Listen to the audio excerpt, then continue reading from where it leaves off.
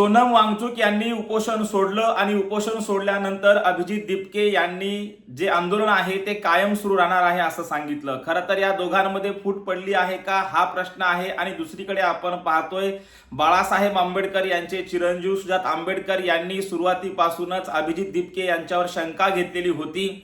नेमकी ही शंका खरी ठरत आहे का? कारण आपण पाहिलं आहे की जंतर मंतरवर थेट न जाता राहुल गांधी यांनी प्रधानमंत्र्याच्या घरासमोर आंदोलन केलं। त्यामुळे नेमकं काय घडत आहे आणि आजची जी प्रतिक्रिया आहे गीतांजली यांची, सोनम वांगचुक यांच्या पत्नी गीतांजली असं म्हणतायत की राहुल गांधी यांचं जे काही आंदोलन होतं ते प्रामाणिक नव्हतं। या सर्व प्रश्नांची उत्तरे आपण या व्हिडिओच्या माध्यमातून पाहणार आहोत। नेमका विरोध कोणी केला आणि त्यांच्या आंदोलनावर शंका का घेतली जात आहे या संदर्भाने आपण चर्चा करणार आहोत। नमस्कार, मी डॉक्टर नागराज मगरे, शब्दयोद्धा लाईव्ह मध्ये आपल्या सर्वांचं मनपूर्वक स्वागत। आपल्या सर्वांना माहीतच आहे की आता जे आंदोलन सुरू आहे त्या आंदोलनानं चांगलं ग्रीप घेतलेलं असताना आपण बघितलं की सोनम वांगचुक यांनी खरं तर उपोषण सोडलेलं आहे। त्यांनी ते उपोषण सोडणं गरजेचं होतं कारण त्यांच्या जीवाला धोका निर्माण झाला असता। ही बाजू आपण पाहूयात, परंतु दुसरीकडे मात्र त्यांच्या पत्नी गीतांजली यांचं म्हणणं मात्र सर्वांच्या भुवया उंचावणारं होतं। गीतांजली असं म्हणतात की राहुल गांधी यांनी केलेलं जे आंदोलन आहे ते आंदोलन प्रामाणिक नव्हतं, ते राजकारण होतं असं त्यांनी विधान केल्यानंतर काँग्रेसच्या गोटामध्ये एक वेगळी शांतता आपल्याला दिसून येत आहे। खरं तर गीतांजली यांनी असं विधान का केलं, कारण याची अनेक प्रश्न आपल्याला उत्तरही आपल्याला मिळू शकतात। गीतांजलीची ही भूमिका म्हणजे तिसरा पर्याय देण्याची आहे काय, किंवा तिसऱ्या पर्यायाला मदत करण्याची आहे काय, किंवा भाजपला तिसरा पर्याय हवाय काय, विरोधी पक्ष म्हणून किंवा विरोधामध्ये भाजपलाच काँग्रेस नको आहे काय, अशा अनेक प्रश्न आपल्या समोर पडतात।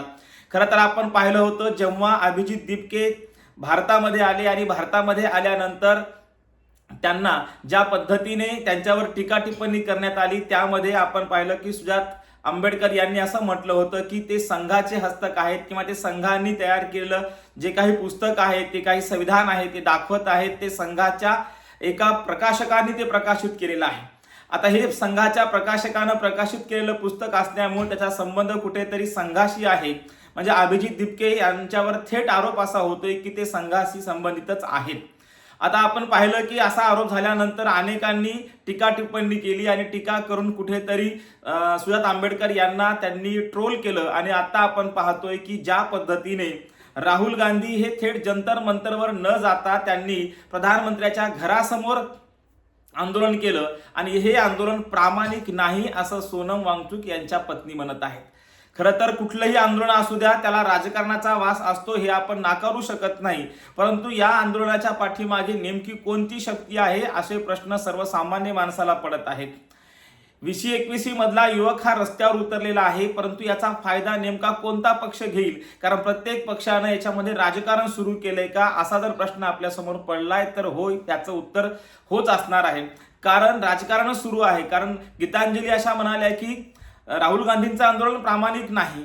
जर राहुल गांधींचं आंदोलन प्रामाणिक नाही याचा अर्थ ते जंतर मंतरवर न जाता त्यांनी स्वतंत्र आंदोलन का केलं, आणि राहुल गांधी जंतर मंतरवर अभिजित दीपके यांना भेटायला का गेले नाही, कारण त्यांनाही कुठेतरी सुजात आंबेडकरांसारखी शंका आहे का, की त्यांना असं वाटत आहे का की अभिजित दीपके हा संघाचंच काम करत आहे किंवा संघाने त्याला पुढे केलेलं आहे। कारण अभिजित दीपकेची एक प्रतिक्रिया जर आपण पाहिली असेल भारतात आल्यानंतर, तो असं म्हणाला होता की मी भारतात आल्यानंतर मला अटक होईल असं मला वाटलं होतं, माझे मूलभूत अधिकार मला मिळणार नाहीत असं मला वाटलं होतं, परंतु मी आल्यानंतर माझे फंडामेंटल राईट्स जिवंत आहेत आणि मला अटक झालेली नाही।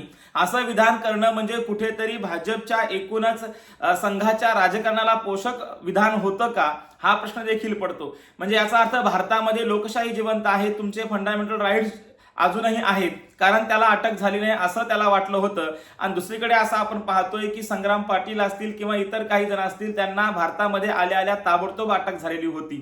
नेमकं काय कारण आहे राहुल गांधी जंतर मंतरवर न जाणे, राहुल गांधीच्या आंदोलनाला गीतांजली यांनी असं म्हणायचं की ते आंदोलन प्रामाणिक नाही, म्हणजे याचा अर्थ तिसरा पर्याय नव्यानं देशामध्ये उभा करण्याचा खरं तर अजेंडा राजकारण्यांचा आहे का किंवा भाजपचा आहे का हा मोठा प्रश्न खरं तर आपल्याला पडत आहे।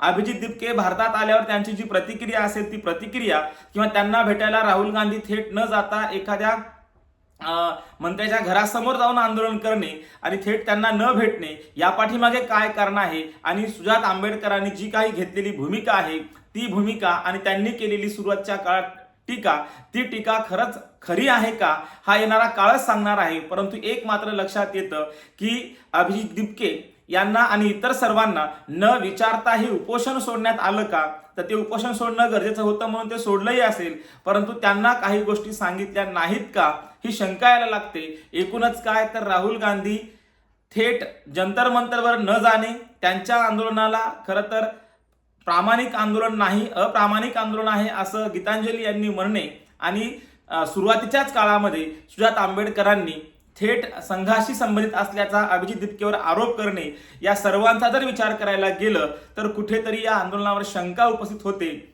याचा अर्थ भाजपला विरोधामध्ये काँग्रेस नको आहे, विरोधी पक्ष म्हणून त्यांना तिसरा पर्याय आणायचा आहे का हा देखील प्रश्न या निमित्ताने उपस्थित होतोय. पुढे आपल्याला पाहण्यासारखं असणार आहे की नेमकी टीका जी आहे जी सुजात आंबेडकरांनी केलेली टीका आणि राहुल गांधींचं थेट त्यांना न भेटणं आणि गीतांजलींची राहुल गांधीवर टीका या सर्व याच्यामधून येणारा काळ ठरणार आहे की तिसरा पर्याय यांना द्यायचा आहे काय किंवा भाजपला तिसरा पर्याय उभा करायचा आहे काय, पुन्हा काँग्रेसला नेस्तानाबूत करून विरोधी पक्षात सुद्धा त्यांना ठेवायचं नाही का असा प्रश्न एकूणच उपस्थित होतो. येणारा काळ सांगणार आहे की नेमकं या आंदोलनातून काय घडणार आहे किंवा काय फलित होणार आहे. धन्यवाद.